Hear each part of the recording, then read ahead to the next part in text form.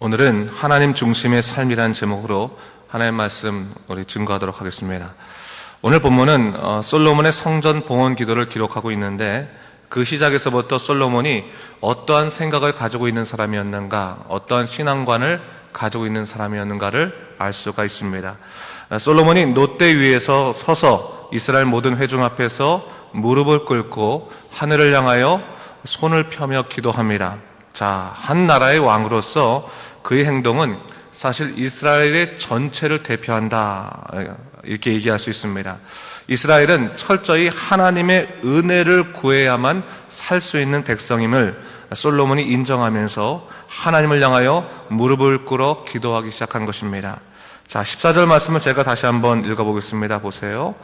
이르되 이스라엘의 하나님 여호와여, 천지의 주와 같은 신이 없나이다. 주께서는 온 마음으로 주의 앞에서 행하는 주의 종들에게 언약을 지키시고 은혜를 베푸시나이다 했어요. 천지의 주와 같은 분은 없습니다. 주님은 주의 종들에게 언약을 지키시고 은혜를 베푸십니다. 이것은 유일하신 하나님, 신실하신 하나님을 고백하는 것입니다. 이것은 본인의 신앙 고백으로서는 뭡니까? 내가 예배할 분, 내가 영광을 돌릴 분은 오직 하나님밖에 없으십니다. 저는 하나님만이 나의 인생의 전부 되십니다 라고 하는 것을 고백하고 있고, 그뿐만 아니라 하나님께서는 이 부족한 나를 위해서 언제나 신실하게 행하셨습니다 라고 하는 하나님의 은혜의 신실함의 고백을 하고 있는 것입니다. 사실 신앙에 있어서 가장 중요한 것은 대상에 대한 확신입니다. 바로 하나님에 대한 확신이 신앙의 기초라고 말할 수 있습니다. 그런데 이런 하나님에 대한 확고한 신앙이 어디에서부터 시작되는 것입니까? 이것은 바로 하나님의 은혜를 자각하는 데서부터 시작된다는 거예요. 하나님의 은혜가 내게 임합니다. 언제나 그 은혜가 내게 그친 적이 없습니다라고 하는 것을 자각했을 때 바로 하나님의 그 신실하신 그 모든 주관하심을 우리가 온전히 누릴 수 있게 된다라고 하는 것입니다. 여러분, 전적인 하나님의 주권 속에서 우리가 하나님의 백성 되었음을 고백할 수 있는 것, 이것은 성령이 주시는 은혜가 아닐 수 없는 것입니다. 그래서 오늘 솔로몬도 자신이 왕이었음에도 불구하고 주님을 향하여 나는 주님의 종입니다라는 고백을 서슴지 않았던 것입니다. 여기서 종이라고 하는 것은 우리 한국말로 번역하면 가장 가까운 것이 뭐냐면 노예라는 겁니다. 노예. 저는 주님의 노예입니다. 저는 제가 주장할 수 있는 것은 아무것도 없고 하나님이 말씀하시는 대로만 저는 살고 행할 뿐입니다 라는 것을 고백했다라고 볼 수 있습니다. 사실 왕이 온 회중 앞에서 하나님을 향하여 나는 당신의 종입니다 라고 고백할 수 있는 것은 하나님의 통치와 주권을 온전하게 고백할 때만 가능한 일이죠.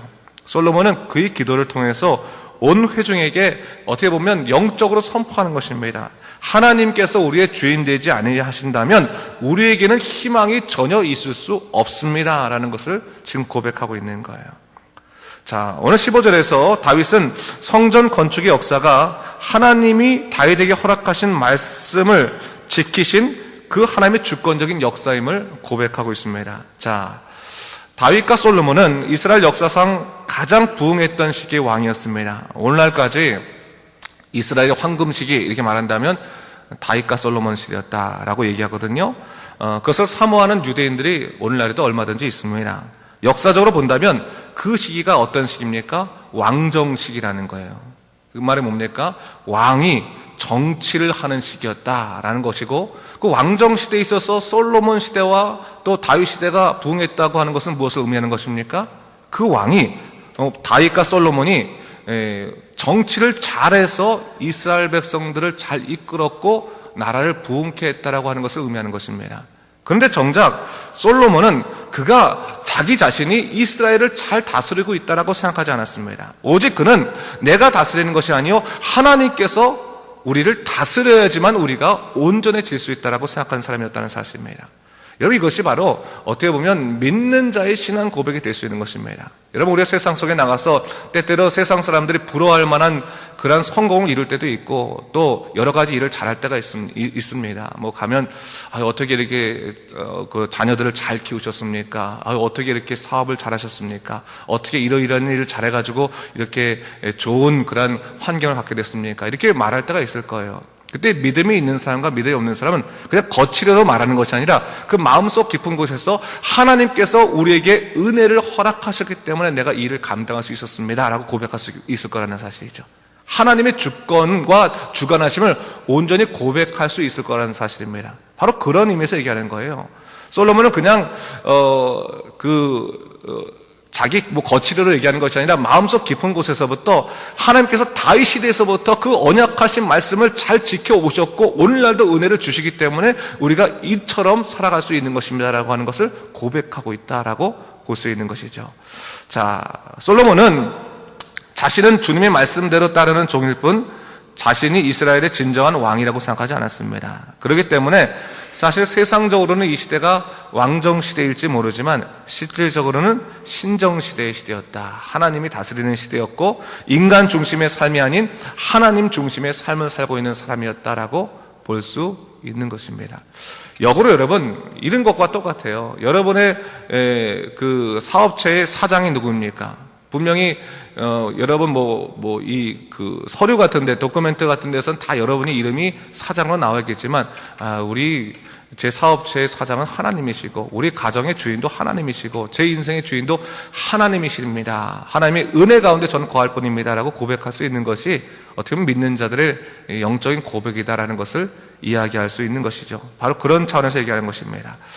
자, 오늘 우리가 이 세상에서 열심히 살아가야 하는 것이지만 우리들이 가져야 될 가치관은 바로 하나님께서 우리를 주관하여 주시고 다스리는 주님의 통치 아래 우리가 살아가고 있다는 것을 잊지 말아야 됩니다. 그렇기 때문에 언제나 열심히 살아가는 그런 인생에 앞서서 하나님이 주시는 그 은혜의 세계 속에 살아가야 한다는 것을 우리가 잊지 말아야 된다는 것이죠. 자, 그러기에 이 세상을 살아가는 삶 중에서 내가 주인 되어 살아가는 삶을 추구하기보다는 하나님께 영광을 돌리며 또 하나님의 복음이 이 세상에 전파되는 데 있어서 영적인 일꾼으로서 우리가 사용받는 것은 참 중요한 일이다. 그것을 볼 수가 있습니다. 자, 오늘 본문에서요, 솔로몬이 하나님 중심의 사고를 하고 있는 거죠. 그죠? 하나님이 모든 자기의 인생의 중심이시니까, 그러니까 그가 열심을 다하여 지은 성전에 대해서도 전혀 자기의 공로를 드러내지 않고 있는 것을 볼 수 있어요. 오히려 그는 하나님이 이 성전을 돌아보시지 않는다면 이 성전은 아무것도 아닙니다 라고 고백하고 있고, 성전에 하나님을 사모하며 기도하는 무리들의 기도 소리를 주님께서 들으실 것을 간청하고 있는 것을 볼 수가 있습니다. 자, 이런 그의 기도는 사실 왕의 기도라기보다는 무슨 기도예요? 제사장의 기도였다라고 볼 수 있어요. 제사장의 기도였다. 그러니까 제사장으로서 역할을 하고 있는 것이고, 어떻게 보면 왕인 자신부터 철저한 하나님의 은혜가 필요한 연약한 인간임을 고백하고 있다라고 볼 수가 있는 것입니다. 자, 19절과 20절 말씀을 제가 한번 읽어볼까요? 19절 20절 보세요, 여러분. 그러나 나의 하나님 여호와여, 주의 종이 기도와 간구를 돌아보시며 주의 종이 주 앞에서 부르짖는 것과 비는 기도를 들으시옵소서. 주께서 전에 말씀하시기를 내 이름을 거기에 두리라 하신 곳 이 성전을 향하여 주의 눈이 주야로 보시오며 종이 이곳을 향하여 비는 기도를 들으시옵소서. 솔로몬이 뭘 얘기하고 있는 거예요? 제가 이 성전을 위해서 매 순간 기도하겠습니다. 주님, 내가 이 교회를 위해서 매 순간 기도하겠습니다. 주님께서 우리를 돌아봐 주시옵소서. 주님께서 그 이름을 이곳에 두리라 한 곳에 주님의 눈을 띄지 마시고 항상 돌아봐 주시옵소서. 그것을 간구하고 있는 거예요.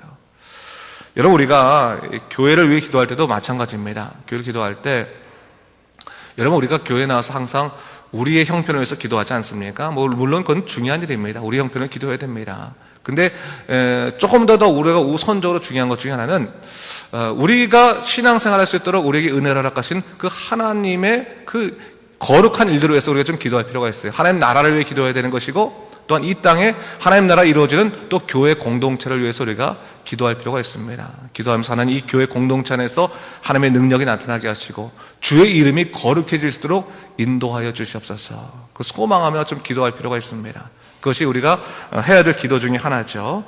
자, 그러면서 솔로몬이 자신이 지은 성전을 보면서 하나님의 임재를 구하는데 거기서 기도를 하면서 만일이라고 하는 조건문을 통해서 그의 실질적인 기도 제목들을 주께 올리고 있는 것을 볼 수 있습니다. 이건 좀 같이 읽어볼까요? 22절과 23절 말씀 함께 읽겠습니다. 시작. 만일 어떤 사람이 그의 이웃에게 범죄함으로 맹세시킴을 받고 그가 와서 이 성전에 있는 주의 제단 앞에서 맹세하거든 주는 하늘에서 들으시고 행하시되 주의 종들을 심판하사 악한 자들의 죄를 정하여 그의 행위대로 그의 머리에 돌리시고 공의로운 자를 의롭다 하사 그 의로운 대로 갚으시옵소서. 솔로몬이 이 성전의 기능, 성전의 역할, 그것의 첫 번째 한 기도가 뭡니까? 하나님, 이 성전이 하나님의 거룩한 공의가 세워지는 하나의 중심이 될 수 있도록 인도하여 주시옵소서. 거짓이 용납되지 아니하고 오직 진실만이 세워지고 하나님을 두려워할 수 있는 그런 거룩한 공동체가 될 수 있도록 인도하여 주시옵소서. 그것을 기도하고 있는 거예요. 여러분, 사실 우리가 이 땅에 교회가 하나 더 세워짐으로 인해서 우리에게 유익이 뭐겠습니까? 그것을 우리가 분명히 생각해야 되는 거예요. 교회가 세워질 때, 아이고, 또 교회가 또 세워졌네. 한국 가면 교회가 많잖아요. 그렇죠? 아, 교회가 또 세워졌네. 또 옆에 있는 교회들과 싸우겠네. 이런 식의 생각들은 사실은 올바른 생각이 아니죠. 교회가 세워지는 가장 커다란 이유들 중에 하나는 하나님의 의가 이 땅에 이루어지는 것 아니겠습니까? 그렇죠? 그러니까 하나님의 의가 이 땅에 이루어 주시옵소서라는 게 첫 번째 기도 제목이었다는 거예요. 하나님의 공의가 바로 세워서 주님의 거룩한 이름이 이 땅에 바로 서는 그 역할을 주님, 이 성전이 감당할 수 있도록 인도해 주시옵소서. 그래서 만일 누가 거짓 맹세로 와서 하나님 앞에 또 맹세하거든 그 자를 벌하여 주시옵소서. 하나님, 거짓이 우리 안에 들어오면 안 됩니다 라는 것을 첫 번째 기도 제목으로 뒀고요. 두 번째 기도 제목은 24절부터 25절까지인데 한번 같이 읽어볼까요? 또 읽겠습니다. 시작. 만일 주의 백성이 이스라엘이 주께 범죄하여 적국 앞에 패하게 되므로 주의 이름을 인정하고 주께로 돌아와서 이 성전에서 주께 빌며 간구하거든 주는 하늘에서 들으시고 주의 백성 이스라엘의 죄를 사하시고 그들과 그들의 조상들에게 주신 땅으로 돌아오게 하옵소서. 두 번째 기도는 뭡니까? 첫 번째 기도가 하나님의 공의를 위한 기도였다면 두 번째는 뭡니까? 하나님의 용서와 회복에 관한 기도입니다. 만일 우리가 범죄에서 적국에 패해서 주님께 돌아와서 주님, 제가 잘못했습니다, 제 죄가 큽니다라고 주님께 회개하게 된다면 하나님 그들을 용서하여 주시고 그들을 회복시켜 주시옵소서라고 기도하고 있는 거예요.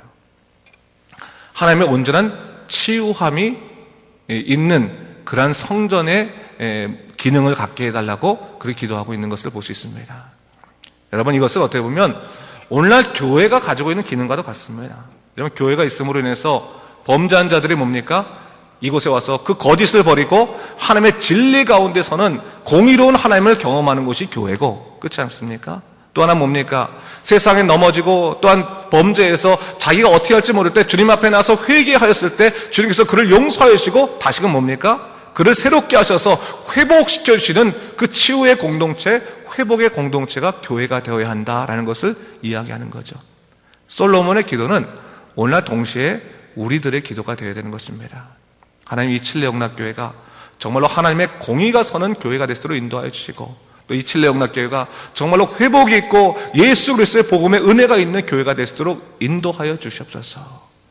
그런 교회가 되게 하여 주시옵소서.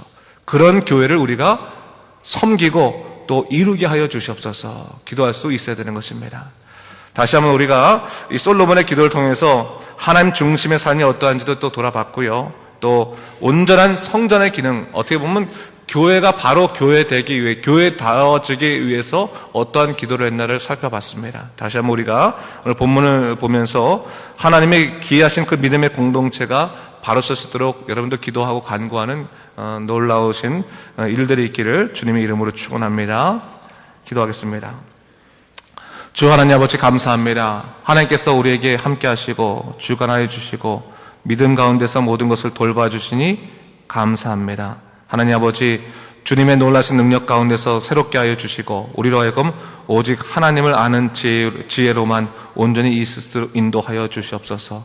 성령께서 주관하시고 온전히 함께 하실 것을 믿사오며 이 모든 말씀 예수님 이름으로 기도드립니다.